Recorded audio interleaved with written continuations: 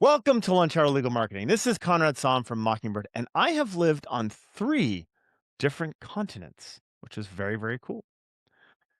Today, we're going to talk to John Henson, and we're going over a question that I had for him regarding the pod's new sponsored endorsement model, in which we highlight more than just simple ads, a small cadre of very carefully curated vendors. And I wanted to ask John how we should approach this from a regulatory perspective. So you're going to hear John walk us through how we should be handling this just to make sure we don't run afoul of any federal or state regulations, which will be really helpful for you guys understanding how this model changes, not just for the podcast, but for your firms as well. And then John asked me a great question. We always love doing user submitted questions. So John asked me a great question regarding his very small practice with a very large national footprint. How does he actually go about attracting clients with a really, really big area to cover when he's just one very small firm? Stay tuned for more from that after we talk about the regulatory environment. Welcome to Lunch Hour Legal Marketing, teaching you how to promote, market, and make fat stacks for your legal practice. Here on Legal Talk Network.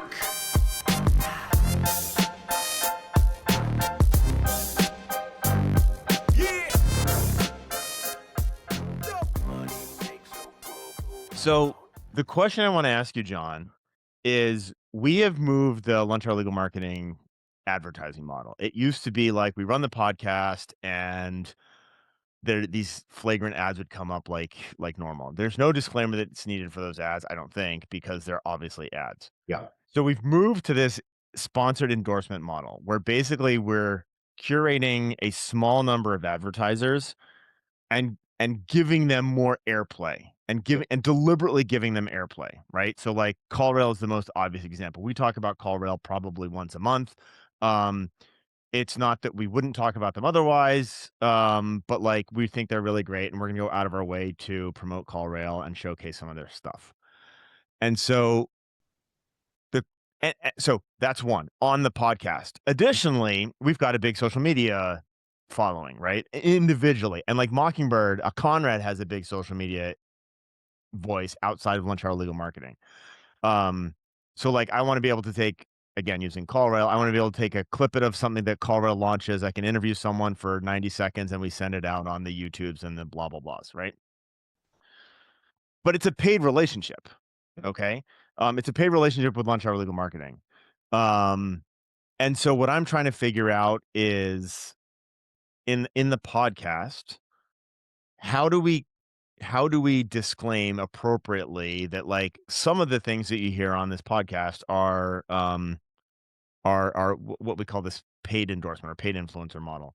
The cute thing that we've thought about doing is to put like a little sound. So like every time you hear the Mario sound, like that means it's a paid endorsement. It'd be kind of funny, and we just do it like that. We would then need a disclaimer about what that little noise means. Right. Can that go at the end? Does it have to go at the beginning?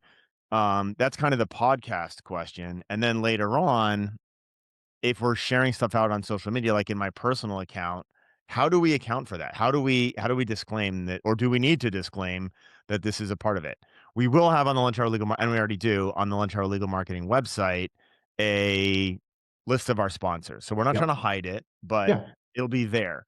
So what I'm like is like, what is the most minimally invasive way and maybe creative and fun way for us to make sure that we're disclaiming what we're doing without every single time I say CallRail, us needing to say they're a sponsor, right? That becomes awkward. Yeah. I think some of that is format, right? Of like, are they going to be ad breaks? Are they going to be advertorials? Are you going to massage them into the flow of the conversation? So context matters, right? Yep. And then I think as you know, I listen to your podcast. If with assume current format, right? Yep. I think at the very beginning of each podcast, you're like, hey, right after somebody tells Lockwood to play the music, Yep. Hey, this is Lunch Hour Legal Marketing, sponsored by this episode sponsored by CallRail, whatever, right? Yep. You could do that. And then now I know when you talk about CallRail and you've got your little sound, um, then I know that that's going to be sponsored, right? Yep. And I think that like depending on how you do that, I listen to a lot of podcasts, and I know that like when they play this bell, the ads start. When Right. they play this bell again, the ads are over, right? Yep. And I think that that's a pretty good way to do that. Um, I don't have to be told that those bells mean ads. I've just figured it out, right? Yep. So that's like how a way you could do it on the standard LHLM format right now. Okay, and It, if we did that, we could have a little disclaimer at the beginning, and it's not that an episode is sponsored by CallRail, it's just like we have this sponsored endorsement model. Every time you hear the chime, that means it's an endorsement. If we mention CallRail at minute 2 and then we mention them again at minute 8, do we need to do that little chime both times? no, I don't. Think so. Okay. Okay. And then you could also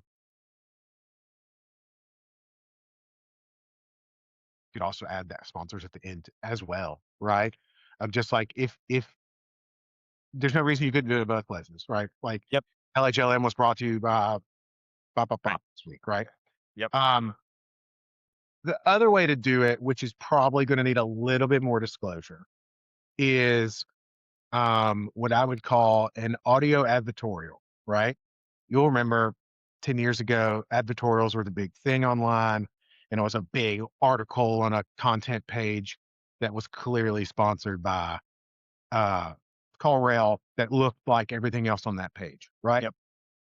The way to do that is similar to how you would do if it was written, right? You would say, this content is sponsored by CallRail, right? Yep.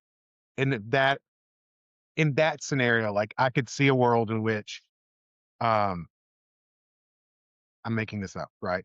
But a world in which you guys come up with a case study about CallRail and like Mockingbird's work with CallRail Yep. and a client and they saw X number of growth. Like that's going to sound like case studies that John Henson could get some information from, other people could information from, but you still want to disclose, hey, you know that Conrad owns Mockingbird and Yep. CallRail's affiliate, right? So again, it's just contextual. So those are the two ways that things that I think of immediately off the podcast. Okay. For the social media, I think you've got a little bit more um, leeway. Uh, the FTC's been pretty clear that hashtag ad works, hashtag sponsored works. Um, Okay. one way that I've seen it done too is, and I kind of like this, I like that. Like if we just is throw in like hashtag LHLM sponsor yeah, and we throw that up on LinkedIn and Facebook, like we're well, good. yes, because that's what I was going to say too. If you do that, and then you go to your LinkedIn page, right? In the headline, it says, "Hey, CallRail is LHLM is proud to be sponsored by CallRail and this guy and this guy and this guy." Yep. Right. So now I know. I saw the ad. I see the sponsor tag. I go to learn more about LHLM, and oh wait, I see there is a sponsorship there. Right. Right. No one is confused by that. Right. Um, should be confused by that. Phrase that. Um, Okay. but yeah, I mean, I think you're being the candidness of it is uh, what's important here. So, like, Yeah.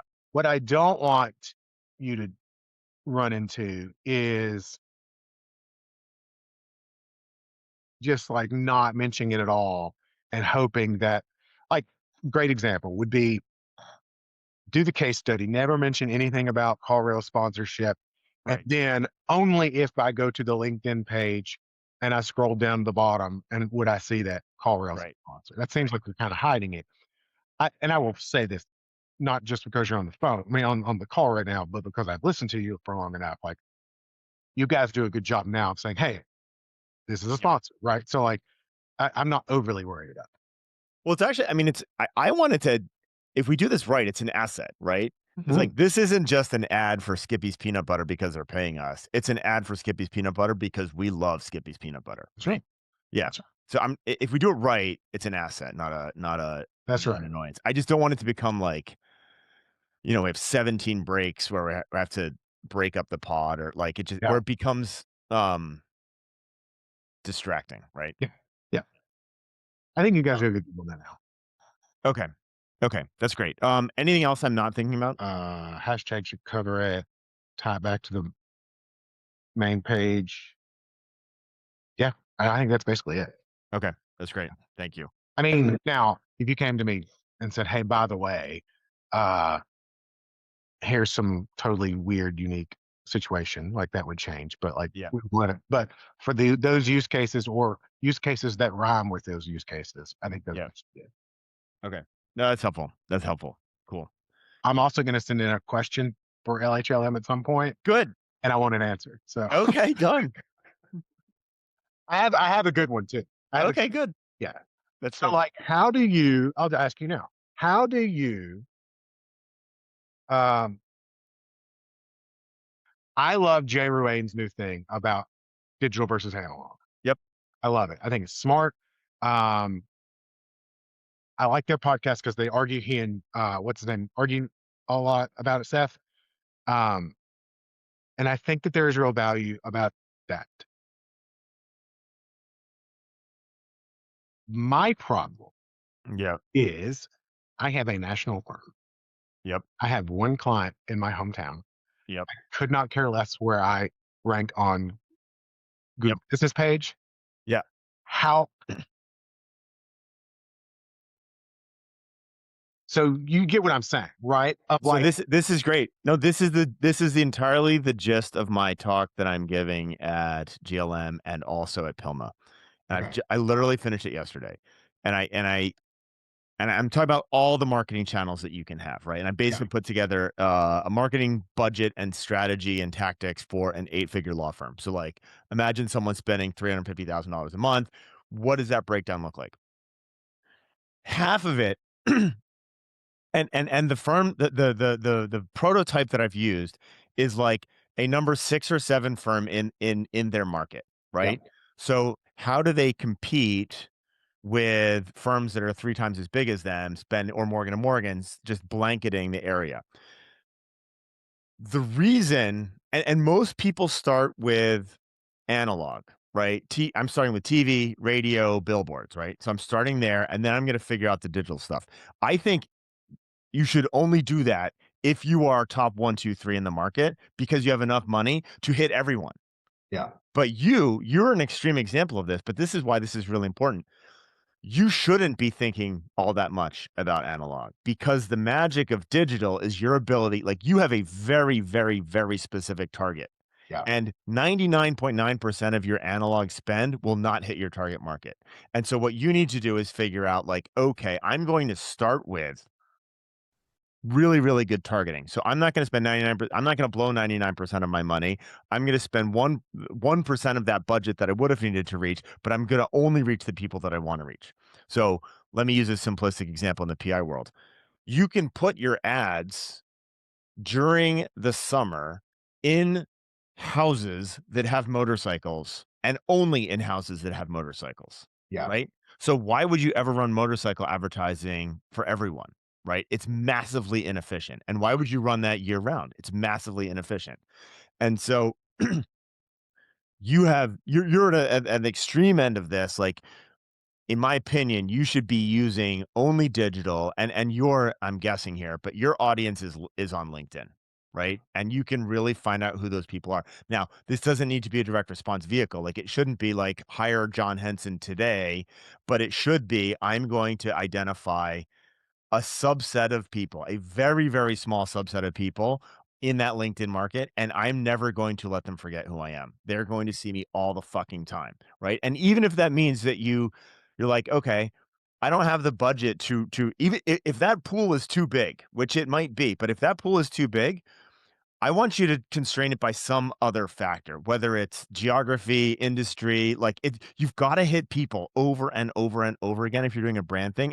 And depending on your budget, you need to shrink that pool. I would rather you hit 200 people 1,000 times this year than 200,000 people twice, yeah, right? yeah, And so yeah. that's the key. Okay. No, that's good. That feels like that's where my gut was too.